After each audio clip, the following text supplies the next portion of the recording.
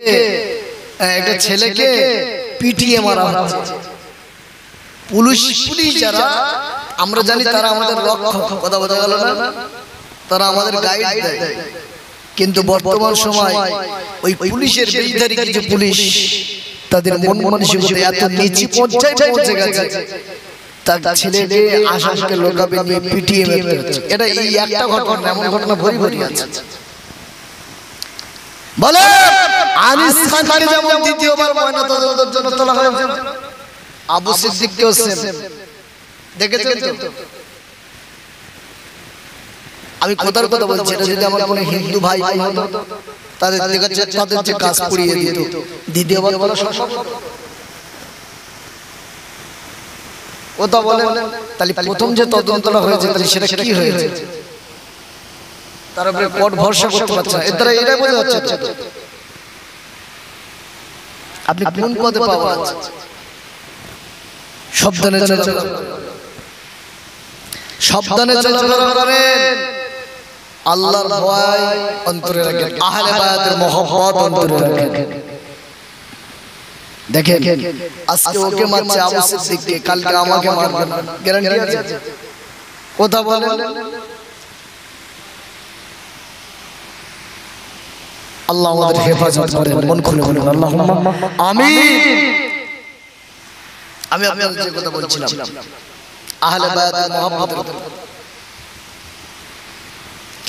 ও মুমিন কামেল আহলে বায়াতের মহব্বতের কথা আমি বলছিলাম, কারবালার কথা আমি আপনাদেরকে শোনাচ্ছিলাম। চলুন মেন পয়েন্টের কথা আমি আপনাদেরকে একটু শুনিয়ে দিয়ে যাই। আল্লাহ নবী সাহাবী হযরত ওমর রাদিয়াল্লাহু আনহু, হযরত ওমর রাদিয়াল্লাহু আনহু তিনি ভাতা প্রদান করলেন, সাহাবীদেরকে ভাতা দেন। হযরত ইমাম হুসাইন, হযরত ইমাম হাসান রাদিয়াল্লাহু আনহুমা দুই ভাইকে 1000 দিরহাম করে দেয়, আর নিজের ছেলে আব্দুল্লাহকে 500 দিরহাম। আমি যদি সিম্পল ভাবে বোঝাতে চাই, ধরুন 1000 টাকা দিয়েছেন হযরত ইমাম হাসান হুসাইনকে, আর নিজের ছেলে আব্দুল্লাহকে 500 টাকা দিয়েছেন। আমি যদি আপনাদেরকে বলি ছেলে আব্দুল্লাহ আব্বা ওমরকে প্রশ্ন করলেন, আব্বা জান আপনি কেন হাসান হুসাইনকে 1000 দিরহাম দিয়েছেন, আমার বেলা কেন 500 দিয়েছেন? হযরত ওমর কি জবাব দিচ্ছেন জানেন? ও বাবা আব্দুল্লাহ, তুমি কি জানো বাবা হাসান হুসাইনের মর্যাদা? তুমি কি জানো তোমার কি হাসান হুসাইনের মতো একজন আব্বা দেখাতে পারবে? হাসান হুসাইনের আব্বা জান যিনি, তিনি হলেন হাসান আলী। হাসান হুসাইনের মা যিনি, তিনি হলেন হাসান ফাতেমা জাহরা রাদিয়াল্লাহু আনহা। ও বাবা আব্দুল্লাহ, তুমি কি পারবে না হাসান হুসাইনের মতো নানু দেখাতে? না, তুমি কি জানো হাসান হুসাইনের যিনি নানু, তিনি হলেন সাইয়্যিদুল আম্বিয়া মুহাম্মদুর রাসূলুল্লাহ সাল্লাল্লাহু আলাইহি ওয়াসাল্লাম। ও আব্দুল্লাহ, তুমি কি জানো হাসান হুসাইন রাদিয়াল্লাহু আনহুমা মামা যিনি, তিনি হলেন হাসান ইব্রাহিম রাদিয়াল্লাহু আনহু। তুমি কি পারবে ইব্রাহিমের মতো একজন মামা জোগাড় করতে? ও বাবা আব্দুল্লাহ, তুমি কি জানো হাসান হুসাইনের চাচা যিনি, তিনি হলেন মুসলিম নবীনা, তিনি হলেন হাসান জাফর ইবনে আবি তালেব। ও বাবা আব্দুল্লাহ, তুমি কি পারবে বাবা হাসান হুসাইনের মতো খালা জোগাড় করতে?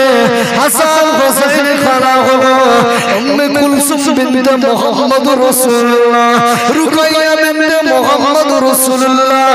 এমন পরিবার, এমন আলা খানদান তুমি কি দেখাতে পারবে বাবা? না না। তাই আমি ওমর বঞ্চ উচ্চ মর্যাদার দিক দিয়ে আহলে বায়াতের মহব্বত আমি তোমাকে পিছিয়ে রেখে, নিজের সন্তানকে পিছিয়ে রেখে আহলে বায়াতের মহব্বতকে প্রাধান্য দিয়েছি। জোরে বলেন সুবহানাল্লাহ। তাকবীর দেন, নারে তাকবীর, নারে তাকবীর।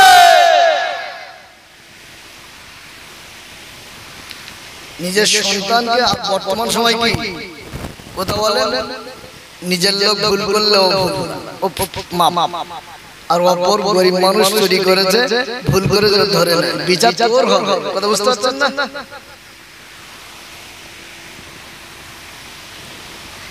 বিচার একদিন হবে, ইয়াউমুল কিয়ামah, বিচার করবেন আমার আল্লাহ।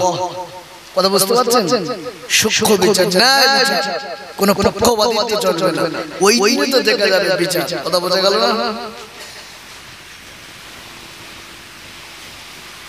মুহররমের কথা বলছি, 10 মুহররম আমরা লাঠি খেলা না করে, গান বাজনা না বাজিয়ে, হায়াসেন না করে, ছুরি দিয়ে শরীর দিয়ে রক্তপান না করে আমরা বসেছি আহলে বায়াতের আলোচনা করছি।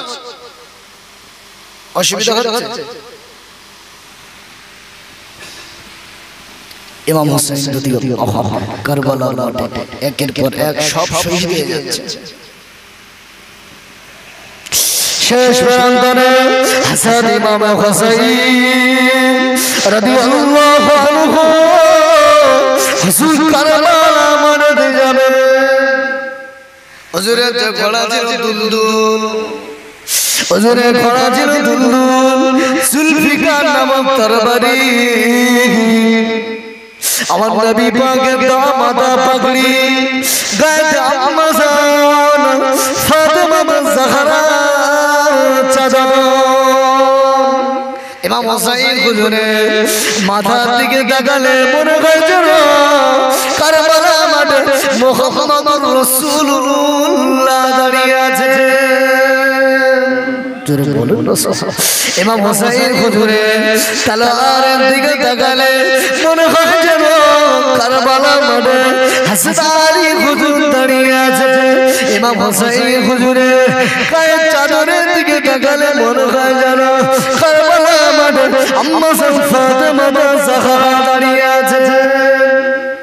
হুজুর যাবেন, সবাতে কান্নার বোন জাইনাব ঘোড়া দুলদুলের পা জড়িয়ে ধরেছে। ভাইজান ঝেড়িয়ে যার ফিরে আসে যায়, ভাইজান আপনি যাবেন না, আপনি গেলে আসবেন না। ইমাম হোসেন রাদিয়াল্লাহু আনহু পরিবারকে সান্ত্বনা দেয়। শুধু অসুস্থ ছেলে জাইনুল আবেদিন, তিনি তাবুতে আছে, পরিবারের একজন পুরুষ ইমাম জাইনুল আবেদিন তাবুতে আছেন। ইমাম হোসেন রাদিয়াল্লাহু আনহু বীর বিক্রম ভাবে দুলদুলের ঘোড়ায় চড়ে কারবালার মাঠে নেমে গেছে।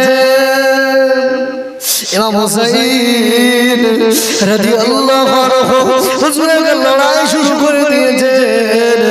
না না দেখতে পাওয়া গেল ইমাম হোসেন রাদিয়াল্লাহু আনহু হুজুরের তলোয়ারের আঘাতে কাফেররা কচুকাটা হয়ে যায়, মুনাফিকেরা নিশ্চিহ্ন হয়ে যায়। ইমাম হোসেন রাদিয়াল্লাহু আনহু যত সময় যায় হুজুরের পানির তৃষ্ণা ধরে যায়, যত সময় যায় হুজুরের পানির তৃষ্ণা ধরে যায়। সময় অতিবাহিত হলো, হুজুর কমসা হয়ে গেলেন, জমিনে লুটিয়ে পড়লেন। কিন্তু না না, ইমাম হোসেন রাদিয়াল্লাহু আনহু হুজুর ওই দিনে শেষ সময় বললেন, আজকে শুক্রবার, নামাজের ওয়াক্ত হয়ে গেছে, আমাকে কি নামাজ পড়ার সুযোগ করে দেওয়া হোক।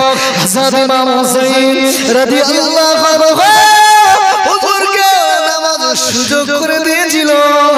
আবার কেউ কেউ বলেছেন নামাজ পড়েছে, আবার কেউ বলেছে নামাজ পড়ার সুযোগ দেওয়া হয় না, নামাজ পড়া অবস্থায় শহীদ করেছে।